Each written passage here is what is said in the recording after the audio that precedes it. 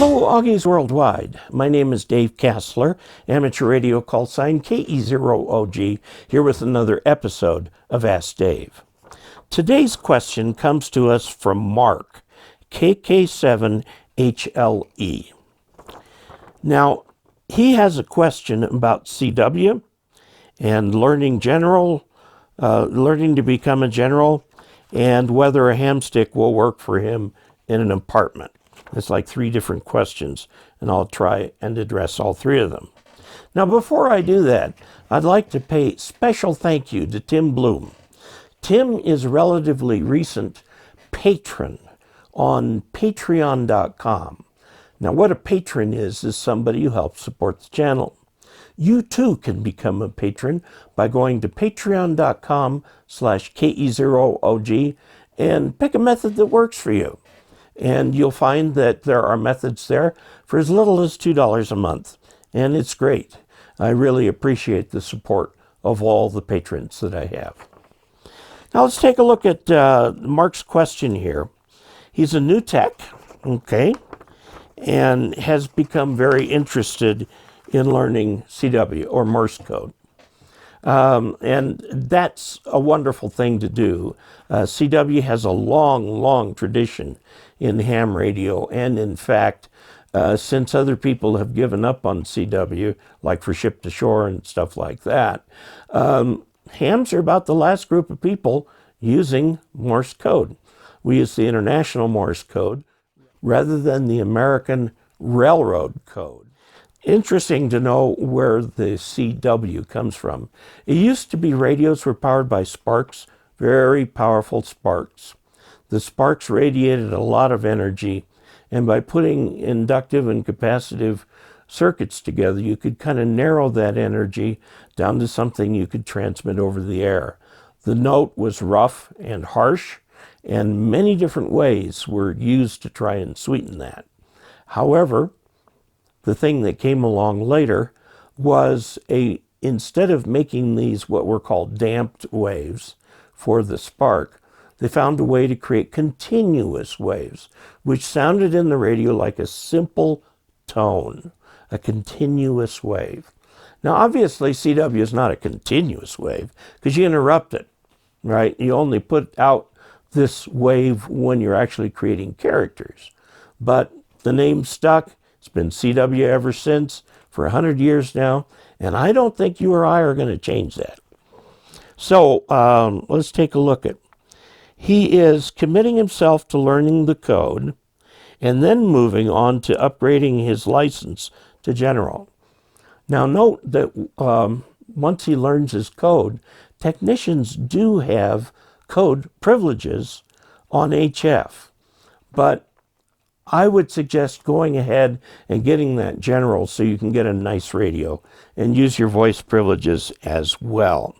There are a number of ways of learning CW, and the one I recommend is to go to Google, search for G4FON.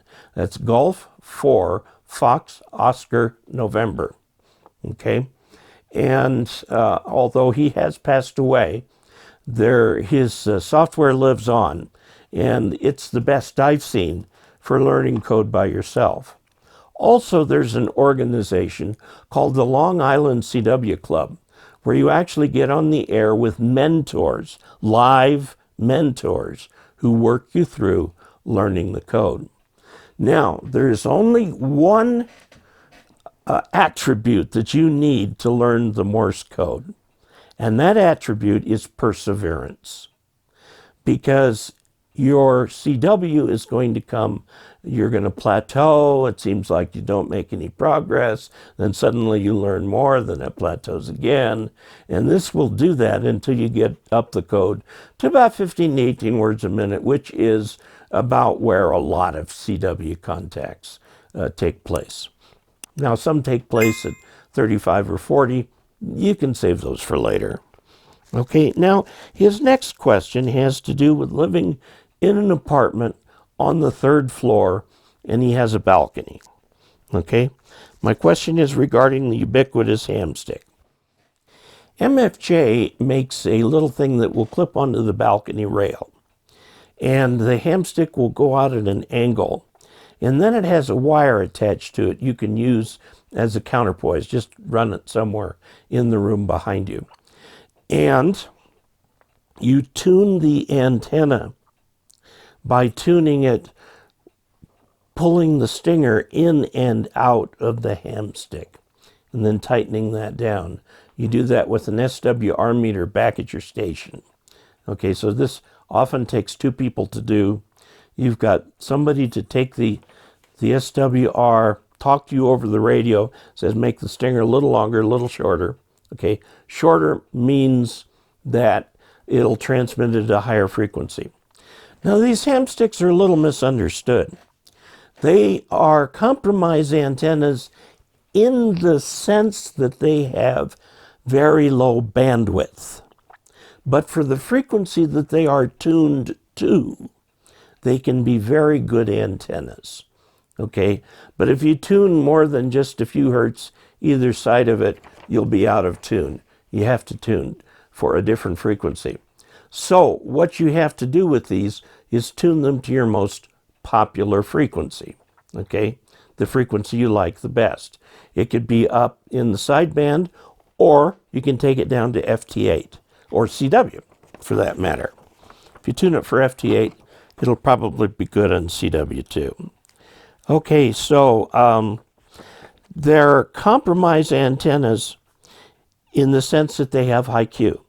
They are not compromise antennas in the sense that they will radiate. They do radiate. They're not very compromised. Okay, will CW as a mode be able to make up for some of this compromise? Okay, two things to understand here. One, antennas are mode agnostic. They don't care what is being transmitted through them. It just goes out. Their job is to make the coupling between your radio circuit and the electromagnetic field. Okay, that's their only job. And you can put code, you can put voice, you can put anything you want on these antennas as long as the bandwidth fits within the bandwidth of the antenna. And CW will certainly do that.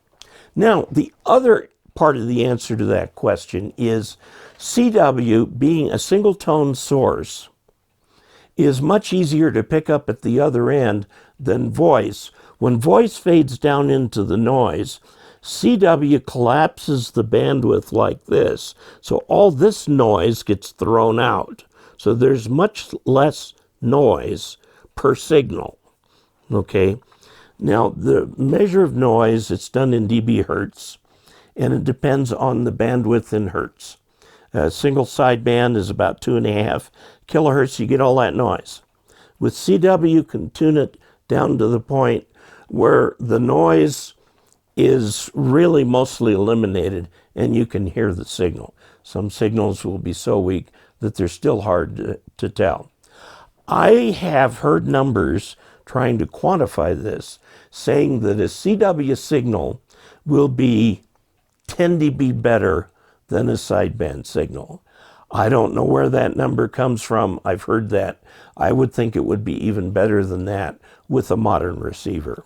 Okay, like the 7300, ICOM 7300 that I have right here has a lot of CW reception features in it that make it very good for that sort of thing.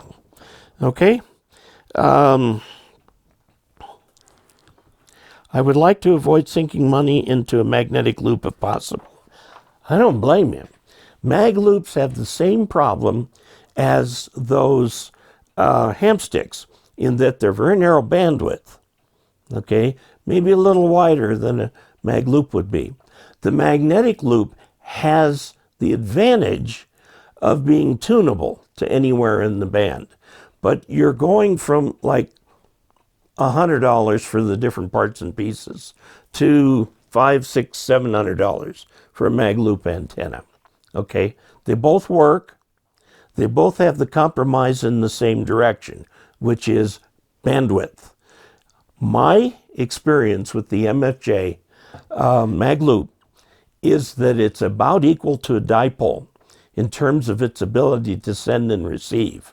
What's different is the bandwidth. Okay? So, there you have it. I hope that helps you answer your question. Move forward.